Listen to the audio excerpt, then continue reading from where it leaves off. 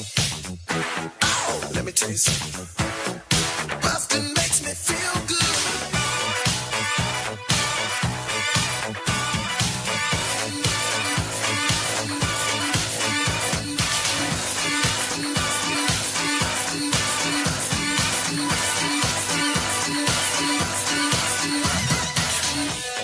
Hi, everybody. Welcome to Blockbusting, the podcast where we love to hate the movies.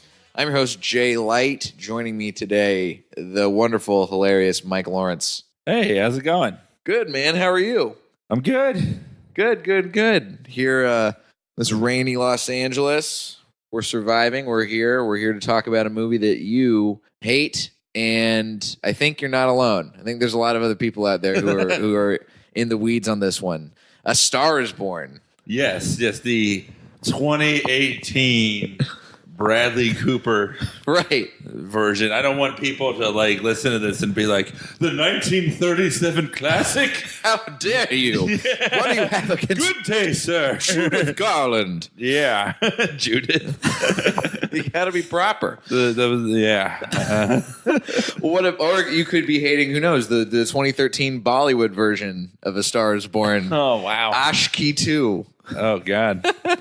So 2018 A Star is Born, man. Yeah. It's officially Oscar nominated. It's been winning a fair amount of awards. Yeah, it talks of being the favorite outside of the favorite. No, it feels like, every year there's an Oscar movie that I just vehemently root against. Last year it was Three Billboards. Mm-hmm. There's always that one that I'm just like, no. And it's like the Oscars nominates not great films all the time, but in my head I just this is a respectable competition. Right. And you do not deserve to be here. There should be integrity. Yeah, and it just it's easy to hate a movie when it was made to get awards. Yeah. And that is the definition of this film to me. It is just trying so hard at every turn. And there's things I like about it, but enough about Lady Gaga. Let's talk about the things I hate. Because she is genuinely, if you look at it as launching her as an actress, okay, you did it. Yeah. She's good. Launching her, Bradley Cooper did a good job of spending $40 million to show us that Lady Gaga can sing. Right. Good. And that well he done, buddy. Can't really well. It's just so self-indulgent. That's the thing. Every shot of the movie, you just feel like he's standing behind you going, you like that? That was me. What? I kind of get that vibe. It feels like, because I watched the movie and I enjoyed it. I think there are a lot of parts. There are definitely some flaws to it. Yeah. I think one of my biggest gripes with the movie in particular is the songs are way too on the nose. Yeah. It's just he co-wrote a lot of them too. Exactly. So he's can tell. just make it more about the plot. No, people don't like metaphors. It's 2018. This is Bradley Cooper just being like, look what I know how to do. Yeah, he's I such can do another thing. Yeah, he might be a really nice guy. I don't know, but his showbiz persona is he's such a Bradley. He really is. He cannot be a Bradley. He's not a Brad. He's a Bradley. Bradley, for sure. You can't differentiate. I have a quick Bradley Cooper story. Tell me. Which is that at the 2015 MTV Movie Awards, he was nominated and he showed up. He was in the audience, and I was a writer on it, and me and a few of the other writers were like, well, he's not doing a pre-tape or a bid or something. He's not a plan in the audience, and someone comes up with no, he's here hoping to win. And this is for what? Silver Linings Playbook? No, American Sniper. Oh, no. He's up against Ansel Elgort from Fault of Our Stars. And now here's the thing. He'd lost every major award that year to Eddie Redmayne for Theory of Everything. Yeah, exactly. And he's like, I'm emotionally crippled. That's better than his physical crippled. Give me the award. This is Bradley Cooper in character. No. And he brings the terrible baby doll with him to the audience. Now, this is the thing.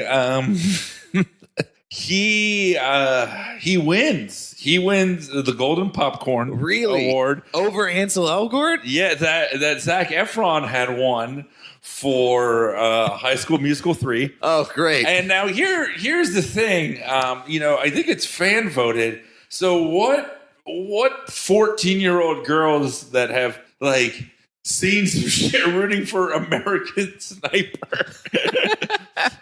I feel like Bradley, there's a good chance that there was collusion in the White House. I'm pretty sure there was at the MTV Movie Awards. Oh, there's got to be. So he wins. He's excited because it's April. Like, it's the end of award season. And the only other thing that's coming up is the NAACP Image Awards, and he's not gotten nominated for that. Absolutely not. So this is his last chance. And he gives a sincere speech that has been in his pocket for 4 months. It's got Golden Globes mustard on it. And he's just like, this is for the troops. Thank you for fighting. American Sniper, Bradley Cooper.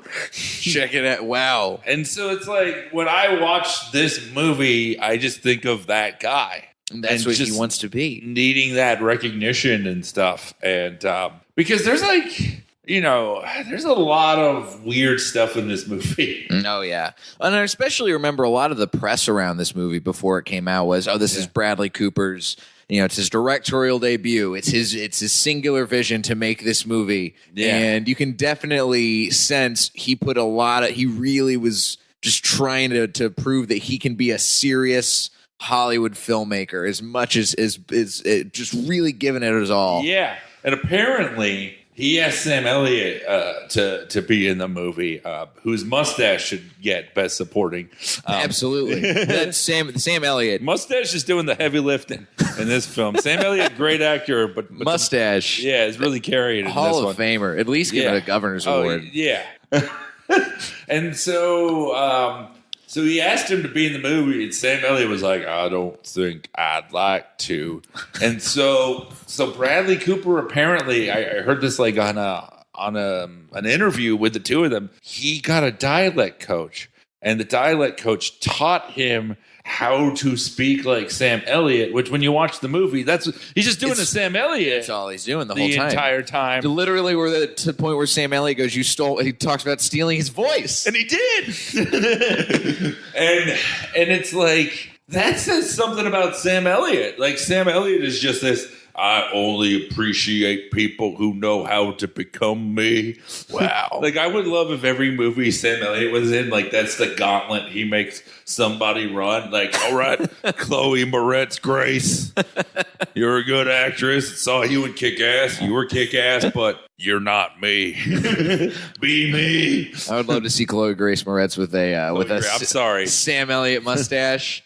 I'm sorry, I got the name wrong. It's okay. I don't think she listens. I don't think she'll care. Yeah. So this movie, it's a remake of a remake of a remake of a remake. This is the let me see, 37, 54, 77. Not counting the Bollywood. The Bollywood from 2013. This is the fourth one, and the first two were about acting. This is the second one that's about music. Right, because the 76 one featured Barbra Streisand and Chris Christopherson. Yeah. And so very heavily, I didn't even realize Gary Busey's in this one too. And I haven't the 77 one, the 77 one. But it's much more in the vein of that.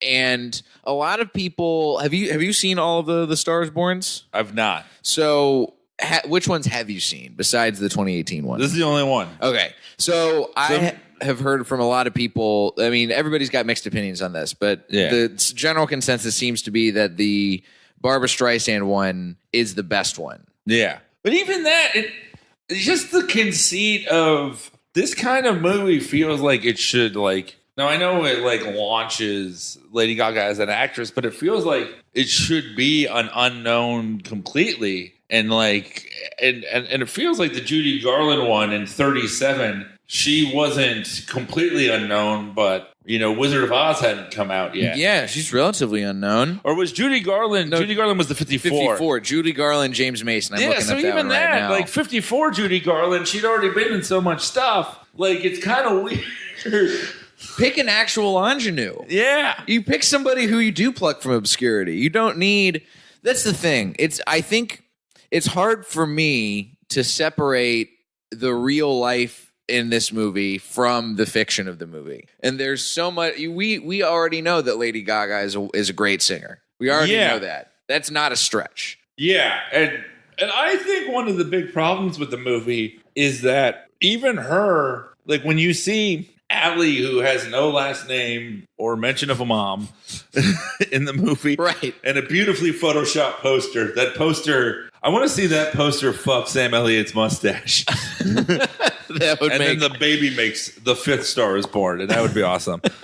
No, but you see her at the beginning at the drag bar, and she's already super confident. Mm-hmm. So the whole thing of her like being nervous and coming out of her shell, maybe don't show her being out of her shell in the first scene of the movie. Right. Also, it's just she's having enough confidence to sing to we're led to believe, legendary country music star, a song in a parking lot. And just be like, I just kind of farted this one out the other night. But that's Hope the you thing. like it. With Jackson, Maine, we don't even know what genre of music. Like, it's kind of country, but not fully. Like, the thing is, there's no real life equivalent of a Jackson, Maine right now. Yeah. You know what I mean? And it's like most country stars are like very poppy and things like that. And he's like this true grit. Like, here's the problem, and it says a lot about Bradley Cooper's ego. You're supposed to think that he's on a downward spiral, but every concert he does is packed. Right. He's very much at the top of his career in this movie. It feels like it. Yeah. Like show him at like a carnival or a state fair or, That's the real, you got to show, even a state fair is like you're very edging up on close to the bottom, unless it's Texas. Yeah. I mean, I remember living in Florida, the Miami High place, the track or the racetrack, like, people, like that's where the Baja Men are now. Like, right. Yeah. That's where. I remember one of the first That's concerts. What Messina is, and Loggins is. Loggins, I think, is there too now. One of the first concerts I ever went to was at the Texas State Fair, and it was the Dixie Chicks. Yeah, because my dad was very, very into the Dixie Chicks, and this was right before the whole we're super disgraced that the president is from Texas, and everybody turns on the Dixie Chicks. Oh, right before they were completely honest and right, yeah, right before they let their colors show. Hey, guess what? We don't have to pretend to be something just for our fans, or we'll be our real selves. Yeah, when they revealed that the president was Earl. Right. Put him in a trunk. I think that there's a lot in this movie that it very much rests on other people carrying Bradley Cooper across the finish line. Yeah. Yeah, and him just having to show how cool he is. Like, literally, there's 5 minutes of the movie where he's like, I'm friends with Chappelle, right? Right. Like, and Chappelle's good in the movie, but it's like, it kind of comes out of nowhere. Mm-hmm. It's just, because I know that he hangs out. It's like him and Naomi Campbell and Chappelle hang out in real life. Right. It's like, yeah, that's in the movie. Like, cool. Yeah, we showed you off. Look at that. I think there's like, Bradley Cooper did the best thing he could in this movie by surrounding himself with everybody who is going to elevate it. I mean, even look at like every person in this movie is doing a lot of heavy lifting. Even Dice. Dice is doing all he can in this movie. They somehow convinced Dice to take his glasses off and show that he's cross-eyed. Yeah. That's impressive. That's the charm of Bradley Cooper. You can pull that off. I know, and when Bradley Cooper pees himself at the Grammys, like there's no security there. Dice is the one with his limo Goombas. Yes, it's like there's nobody. I thought when that scene happened, when Dice is taking Jackson Maine into the shower, I thought that the movie was going to take a very, very different Martin Scorsese Casino Goodfellas kind of turn. And it's weird because the movie, it's like there's no other like women in the movie, really. Like one, like Lunell, who's a great comic, has like one line as a clerk. Like And like, but Halsey gets to introduce Right, and the that's award. But that's like, that's it.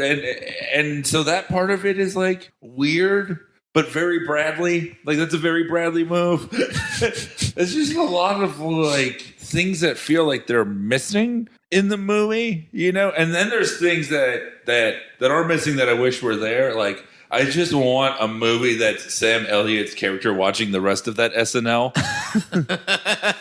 That Keenan Thompson always cracks me up. I don't know how he hasn't won an Emmy for his work until now. Yes. Most underrated member of the cast. I think Luke Knoll got a bad deal. He was not pushed Kate to his McKinnon limit. is so good that I'm actually her right now. Live from New York. It's my crippling depression.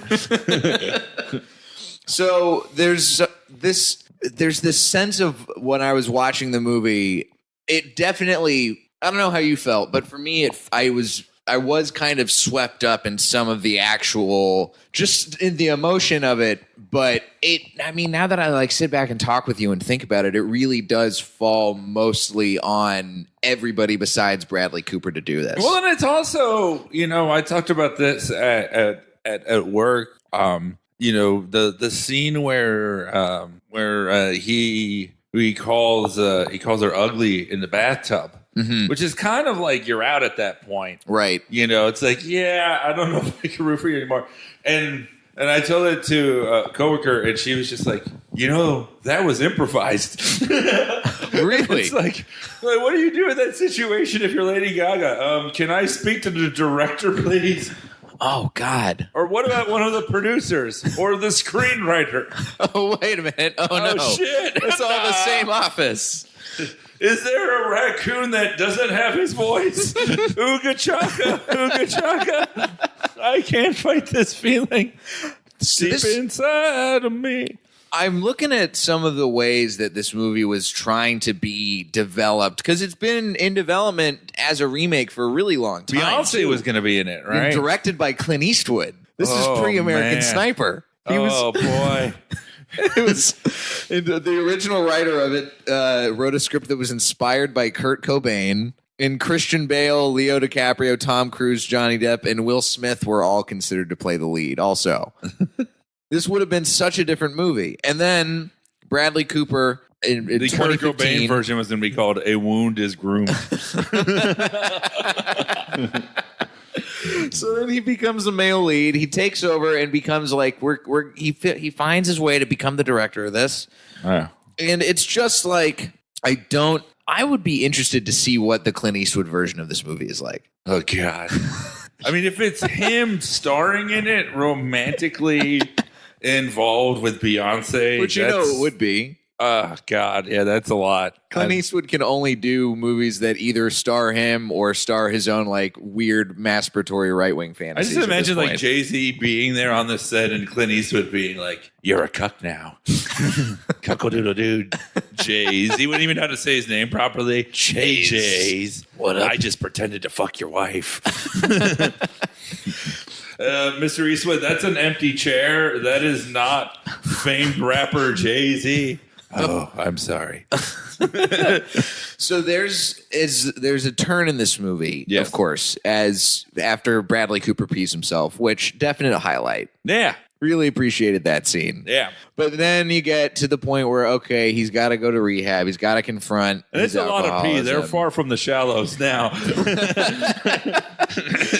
There's definitely some color changing chemicals in that pool, whatever deep end he's dove into. Yeah.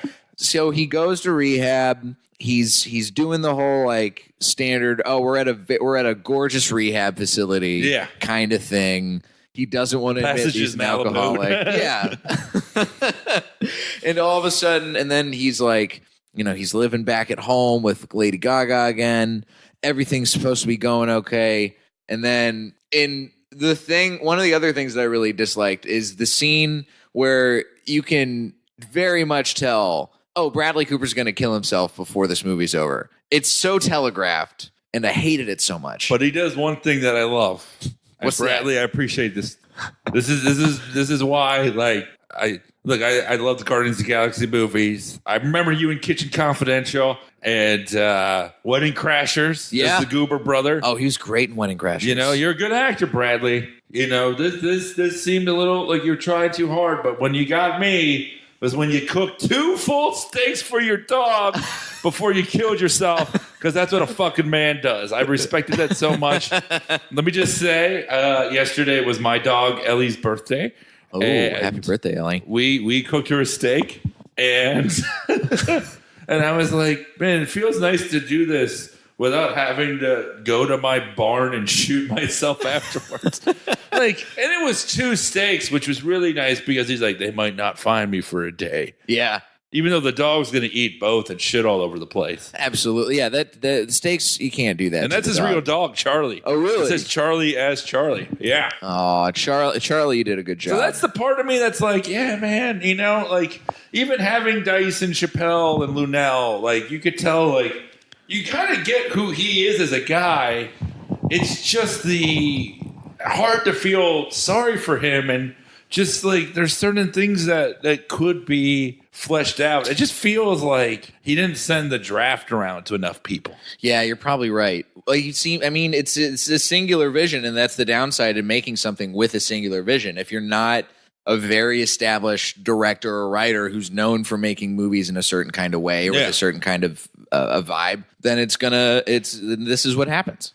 Yeah, and even that poster is like the fake baby in American Sniper, where, you know, the story of the fake baby in American Sniper is that the real baby got sick, and then they tried to get another one. And, you know, there's like all these like very strict laws with babies and stuff. You can't just like get a baby. Like there's all this shit. And so Eastwood was like, just get a fake one. No one will be able to tell the difference. Like, because Eastwood's been in it so long. Like, he's like a carny. Right. He's like a pro wrestler. Like, the audience is the rubes. They don't know what's going on. They're stupid.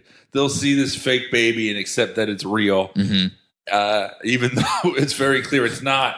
And that is the Alley poster. The Alley poster, like, is photoshopped after the fact. It doesn't say a release date. It doesn't even say that there's an album. It's just a photo that says Alley. That's just her name. Right. You have no context for who she's supposed to be. Yeah. And you could just tell Bradley was like, yeah, it works. You want me to go do another one? I said it's fine.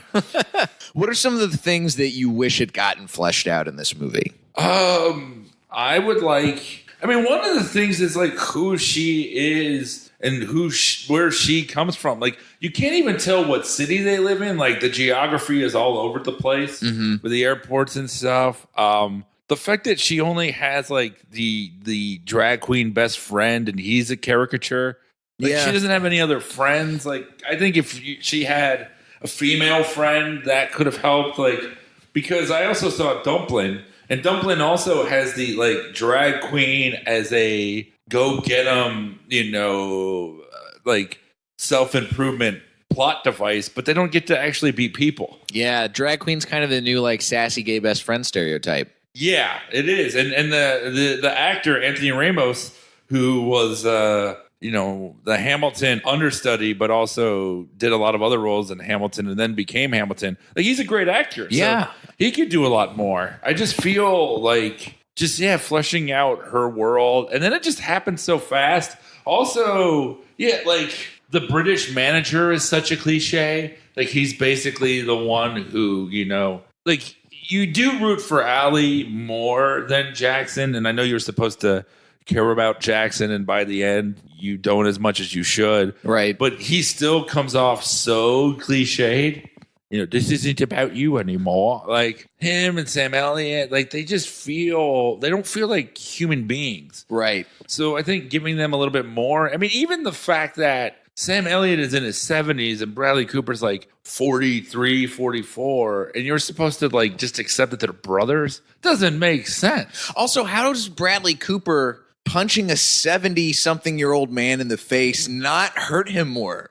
Yeah. That should break some cheekbones. Plus, or he something. looks like Gabby J from Super Punch Out. He should go down pretty easily, you know? Yeah, because it's like, And they're like, mom, dad having you. I'm like, yeah, because she was 54. She shouldn't have been having kids anymore. Right. That's bad. That's a bad idea. Who So told you to do that? That, it is that Bradley Cooper's like, no, you'll accept it and you'll like it. So that, even feeling what his music was more, I think. And the Grammys thing where then he gets he's in the backup and he's all pouty and stuff. It's just that didn't do it for me because your concerts were still packed out. Right. It doesn't I don't buy that you're in anything but a downward spiral of your own creation where it's all internal. You should be able to see that on the outside a little bit more. Yeah. And then, it's even when she comes out and everyone's blown away and amazed pretty quickly, it's just kind of okay. And her, I just don't know, what they're trying to say about her career, where she does, the poppy song on SNL, and you're supposed to think that, in some ways, she's selling out. But then it's the ballads that she does are also really poppy. Yeah. So I just don't know, what they're trying to say, what is good music and what is bad music.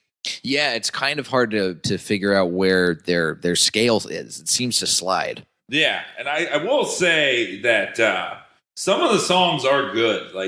I really do I'll Never Love Again as the finale song because it has that classic 90s epic feel. And I saw that Diane Warren wrote one of the songs. She wrote all that stuff, How Can I Live Without You? And I Don't Want to Miss a Thing. And it turns out she wrote the goofy poppy SNL song. Oh, really? She didn't write that one. And I would have sworn that was this is such a Diane Warren song.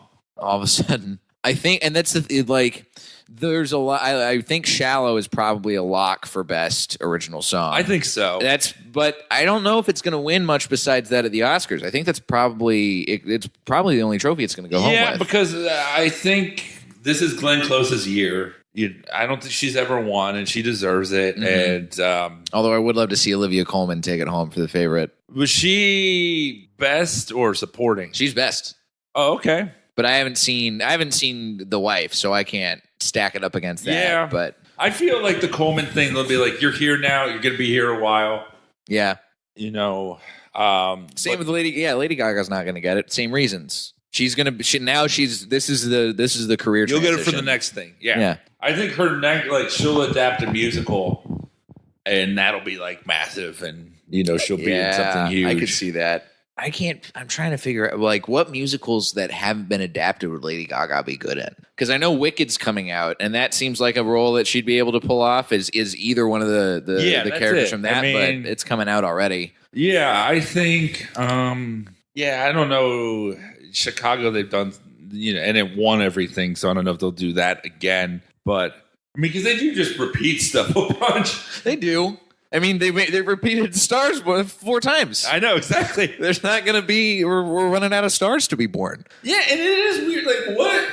What is the story that needs to be told here? Can you tell the story of a woman becoming, a successful artist without there being some sad guy attached to it? You probably can. No, I think that's the next evolution of A Star Is Born, because they haven't done that yet. Yeah. Yeah, Spice World. Now that, talk about Josie the music there. Yeah, that's the thing. Josie and the Pussycats is more fun in this movie.